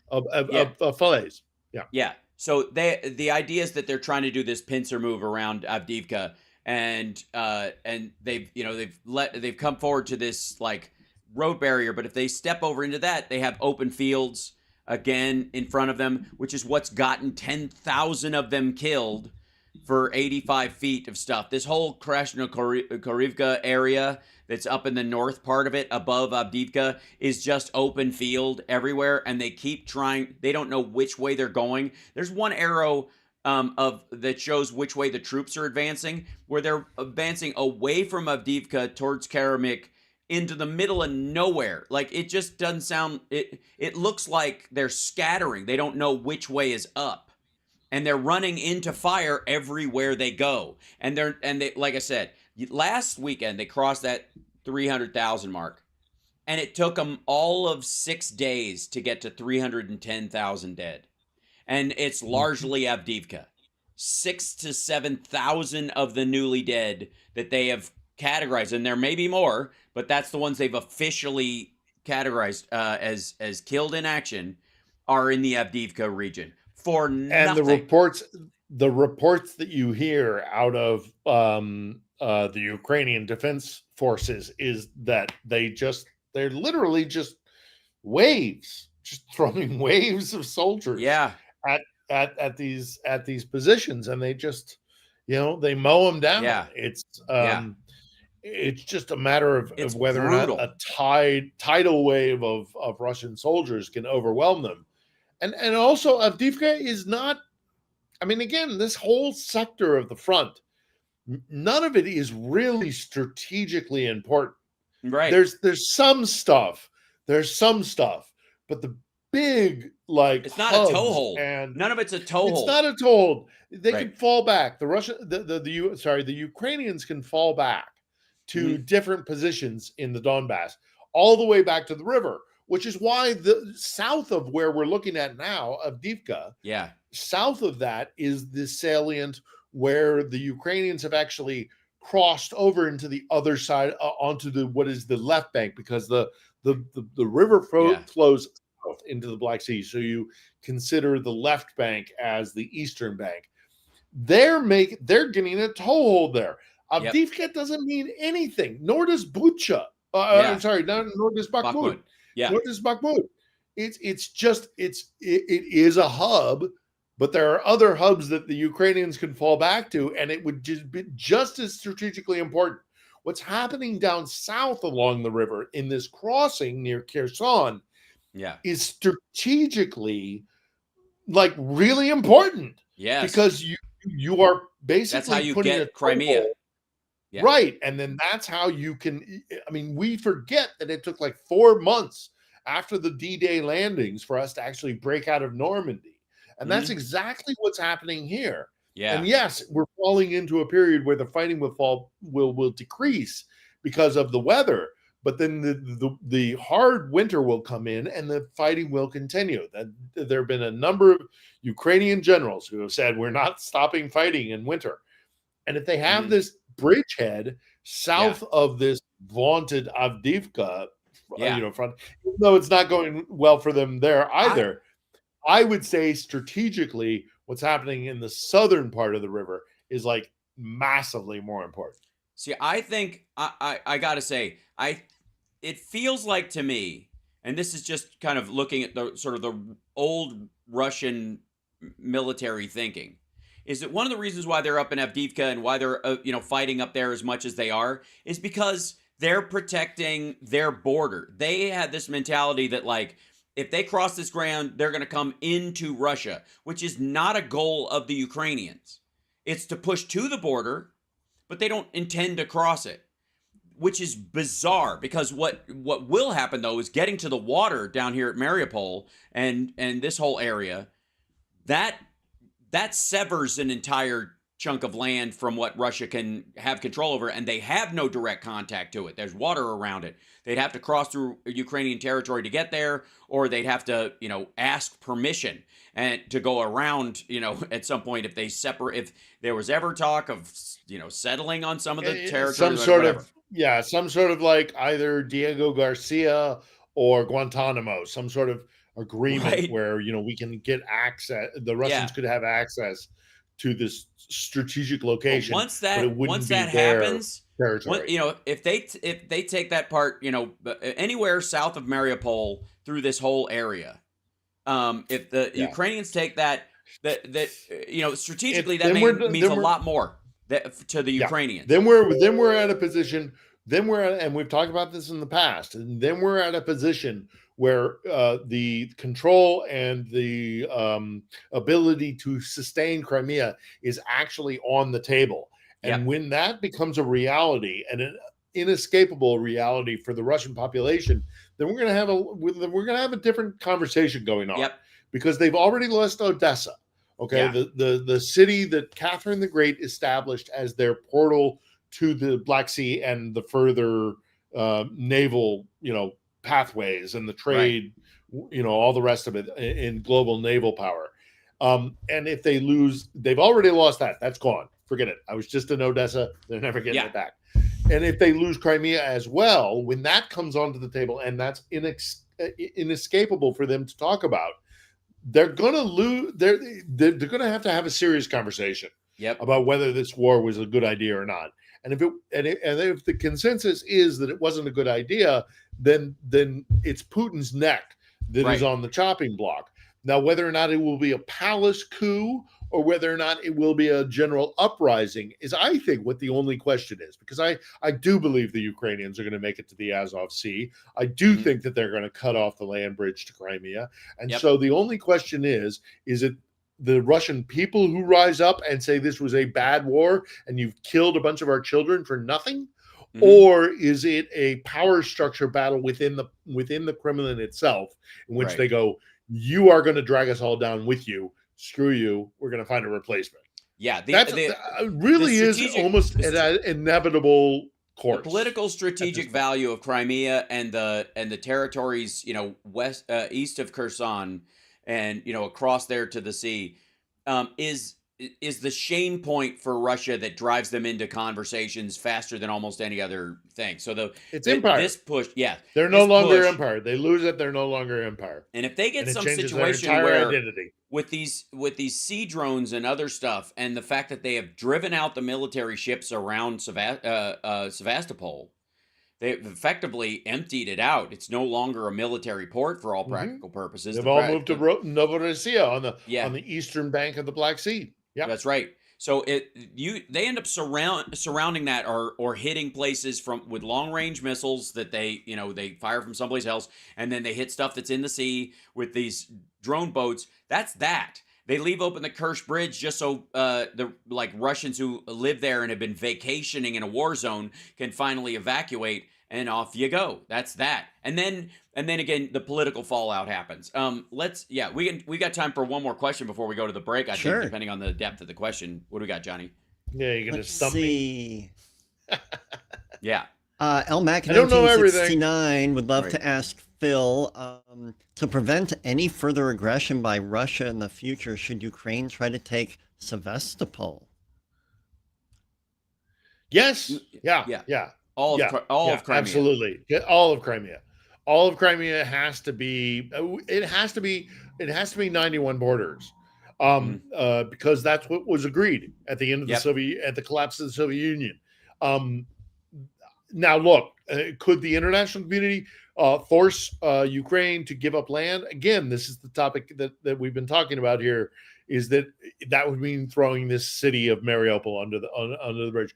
Is the entire international community, willing to do that? Certainly, but is it right? I don't know.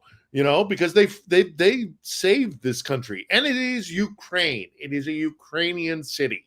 It would mean letting an entire population of people be subjugated by a militant force that forced them out of their homes. There would have to be some sort of evacuation plan, in the same way that I think the Ukrainians will let the Crimean Russians leave.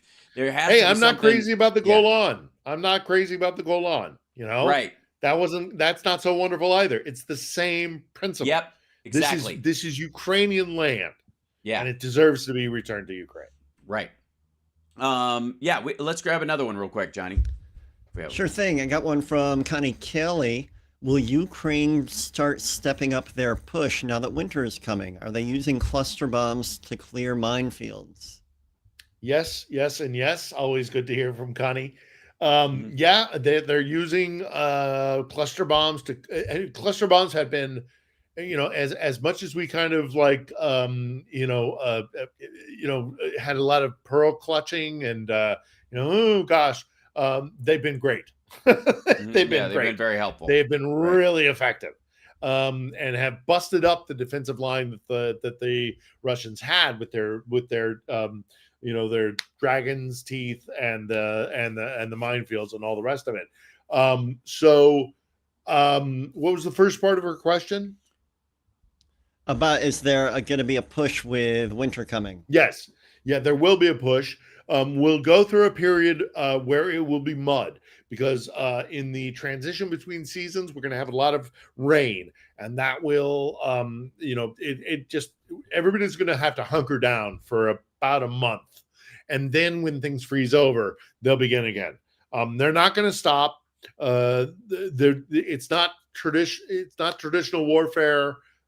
Because of the drones, because of other technology, they're going to be able to push forward during the winter months. And they also know that the U.S. elections are coming, so they're going to. And also, look, it's their territory; they want it back. Right. They're not just going to sit idle because it's cold.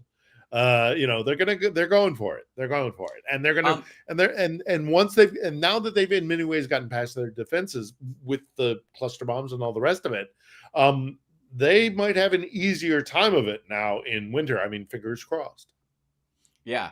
And by the way, in terms of munitions like cluster bombs and other stuff that are being used, there was a story on that I kept seeing showing up on X everywhere about the Israelis allegedly using white phosphorus on these areas. Okay, let me tell you something about what you're seeing on the video that I'm showing right here. That is not white phosphorus.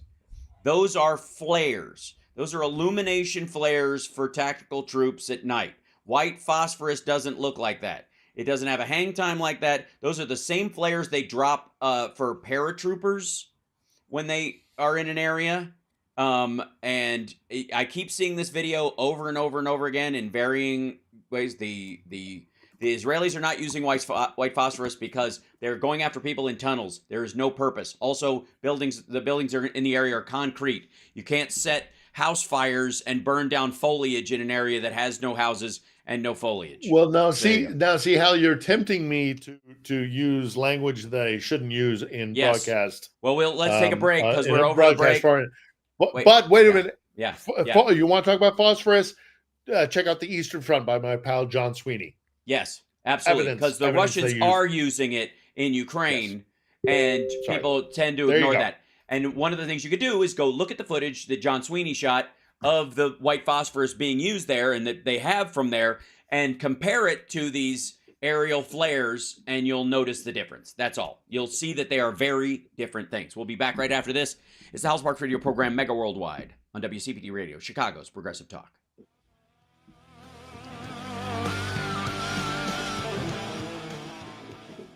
Sorry about that, but I couldn't not mention that. Yeah. Malcolm jumped in on that story as well. But even he was like calling it 20. Thank you. Was calling it white phosphorus illumination. But they're paratrooper flares. That's what Israel is shooting, paratrooper flares into that area. Things. Totally different. Very different things. They're lighting up the area so they don't have to hunt with night vision goggles.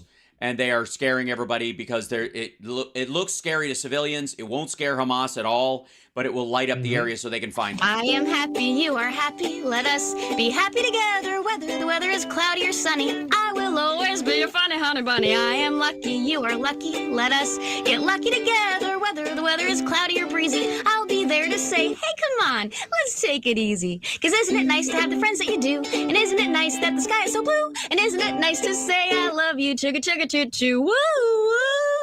I am smiling, you are smiling. Let us smile together, whether the weather is cloudy or stormy. I will still be there in the morning. I'll be right by your side in the morning. I'll make you breakfast in the morning. I hope that you like cereal. Yay!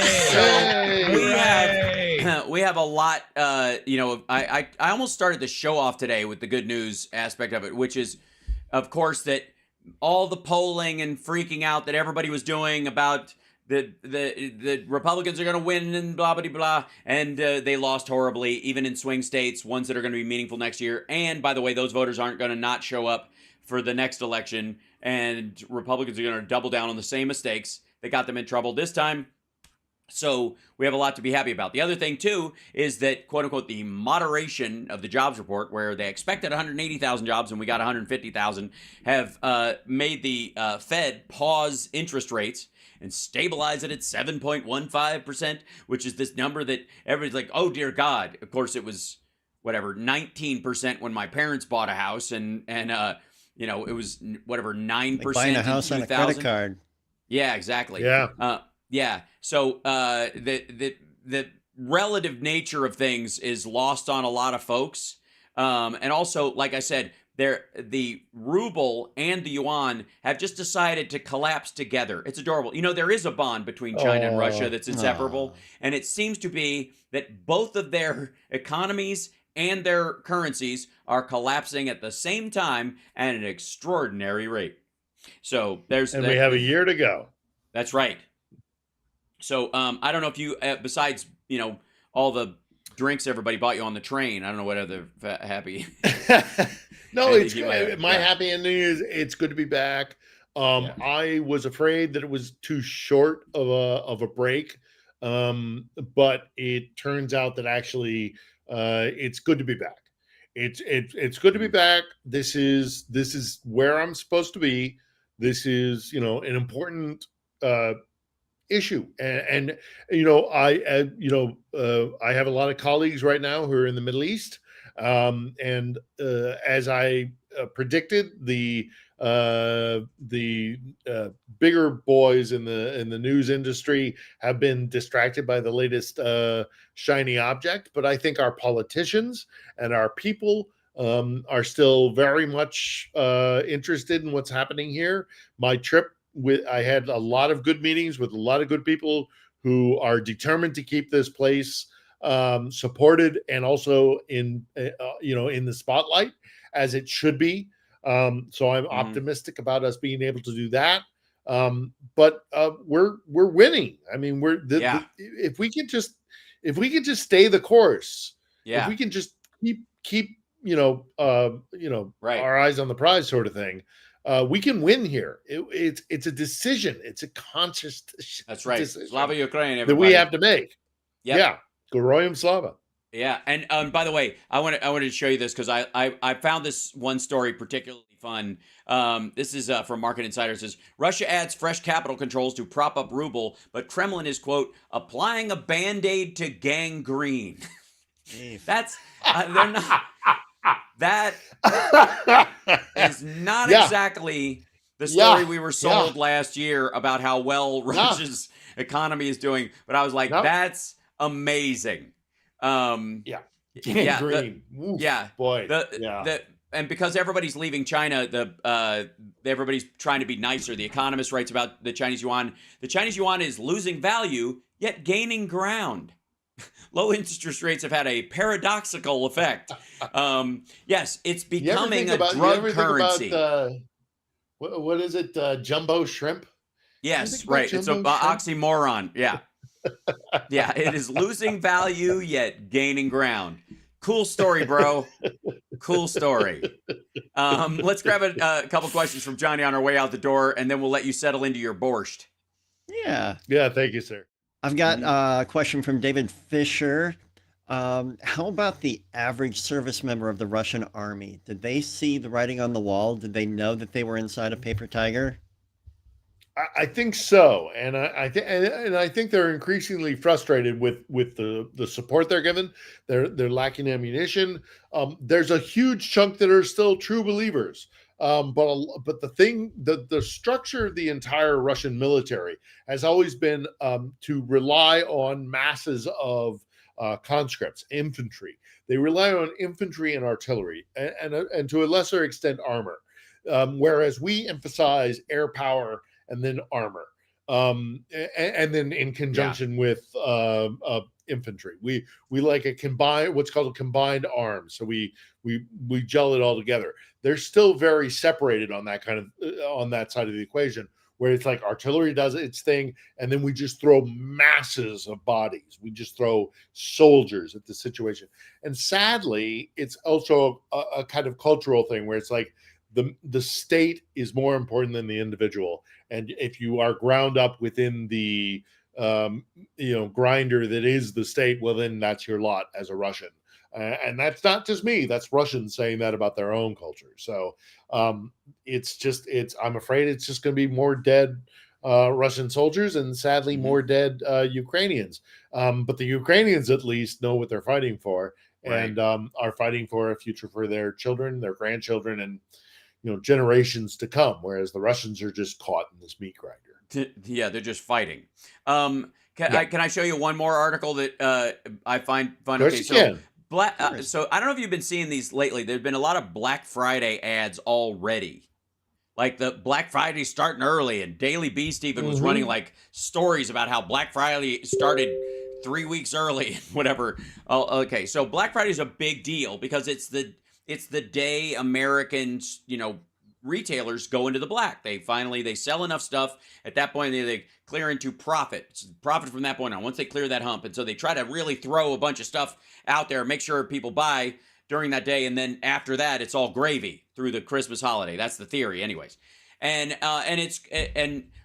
All the stories that I've seen about this Black Friday is that it is going to be record-setting, in spite of what Republicans tell you about the American economy and blah blah blah. Now, the Chinese have one called Singles Day, which is kind of like single people buy a bunch of stuff like lonely gifts for themselves or something. I'm kidding. But this is the story about it right now. China's biggest shopping festival is set for a tepid 2023, survey finds. Most consumers in China are planning to keep a lid on spending during this year's Singles Day shopping festival, according to a survey from Bain & Company. The third one is the amazing one. This year, we expect there is probably going to be more stocking up on consumables, meaning food. People are buying you don't really hear much about Black Friday being about food. Imagine, if you will, a situation where that's the standard of your Black Friday this year. It's horrible over there. And my heart goes out to the Chinese people because they are being, their country's going to hell, it's going down the tubes. But they're being led that way because Xi Jinping is a moron, as is Vladimir Putin, as is Kim Jong-un. These are stupid people. These are people with more resources than they could ever want and very few costs on top of it to hold them back. They certainly don't care about the environment and stuff like that. They don't have a populace saying everything needs to be clean. Like, they don't care. And yet they're still losing? Good Lord. Yep. And it's global. It's global. It's not just here. It's not just it's not just in the Middle East. I have said it before. I will say it again. I truly believe, and if I'm a foolish, overly optimistic person, so be it. But I do believe that autocracies have had. There you go. That autocracies have had their high water mark, and we're starting to push back. Yeah, agreed. And they're collapsing under their own weight. Yes, we are pushing back. Yes, we are having an impact. There is no question that democracies are pushing back on an attacking force, but also they are failing under their own weight because people don't like it. Nope, it's horrible. It's not even functional. That's the thing. So, anyways, I want to remind everybody to check out Philip Ittner's vlogs on YouTube and his stories of the kind of the personal nature of the war that is going on in Ukraine and the humans that are impacted by it and the mental health aspects of it and all that stuff are crucial to your understanding of this war so that you just don't think it's numbers and that people keep an eye on it. Also, I would recommend if you're in a red or a purple district or whatever, and you happen to have a right winger that runs your local government, this is the week to give their office a call and tell them to support Ukraine. They'll hate it, I guarantee you. It'll aggravate them to no end. And of course, Johnny Million and his band Convoy, just love and adore. And also follow him on Twitch and YouTube. It's Johnny Million on either site. And then I do my thing. You can find it. Just look it up. There's nothing hard about that. That little show you do. That little thing that people in the White House apparently watch. And I've got two marks on the board of policy I've impacted. Hurrah! There you go. Yeah, so we shall see what we shall see. I can claim the same, but it's not for a good reason. Not a good reason. We got to do something about There's this. a watch Yeah, list.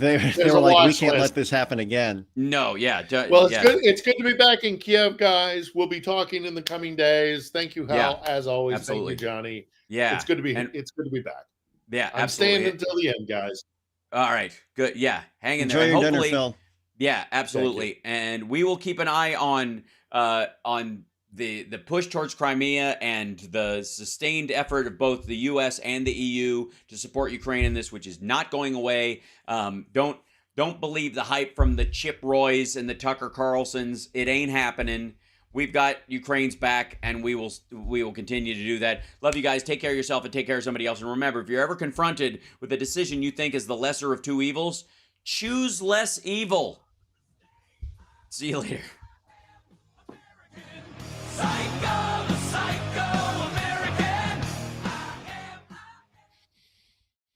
Cool. All right. Thanks, Chicago. There we go. Thank you, Chicago. Thank you. Welcome back, Phil. Thank you. And all right, bud. Go eat your borscht. Go nuke I your will borscht. have my borscht.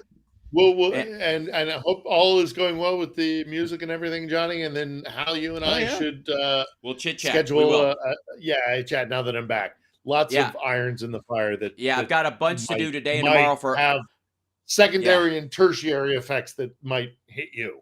That's exciting. If we could get, I'm sure that Erwin Redliner would love to. I mean, I could talk to him. Yes, I would love to have him on. He'd do it. Malcolm and I are still working, and now we've got Sean Penn on board. And we'll see how that whole thing goes. And I'm for it. Keep you in the loop. I love it. Yeah, I'd love to get all three of those people on as well too. We'll rotate those guys through, especially Sean, because I got to tell him how much I enjoyed The Gunman. I was surprised how much I enjoyed that movie and his space. He's series. a nice guy. He's a very cool guy, and he's fully on board with Ukraine. He's like 100% like. Great. It's not just like I got the documentary out and now I'm moving on to the next thing. Right. He's involved. And he's going That's good news. He's going to stay involved. So on Monday, I'll send his assistant, hey, I'm back. And then we'll see where things lead. Yeah. And then of course I'm always in contact with Malcolm. So yeah, cool. All right. We'll work it out. Take care of yourself. We'll work it out. See you later, John. Yeah, Love you. Bye, everybody. See you later. Bye. See you later. Bye. Okay, bye. See you.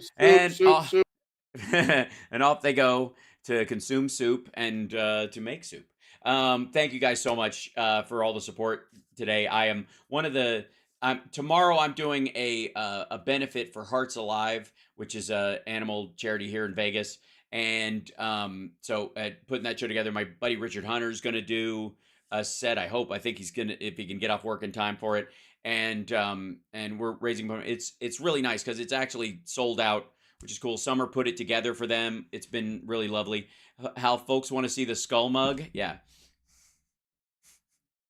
There it is. Yeah. So it's a lovely thing. But I'm like, we got to go do like look at their tech stuff so that I can see what they have, and then if it works, I might try to live stream it. Yeah. And so wish me luck. I will not know until later on. But I'm going to try and do that, try to live stream that, and then maybe set up a thing where people can donate. So, working on that, while working on everything else at the same time. Show us the mason jar. My mason jar is upstairs. That's the other one I drink out of. Yeah. This is different. I only have one of these. I try to keep my desk relatively clean. Relatively.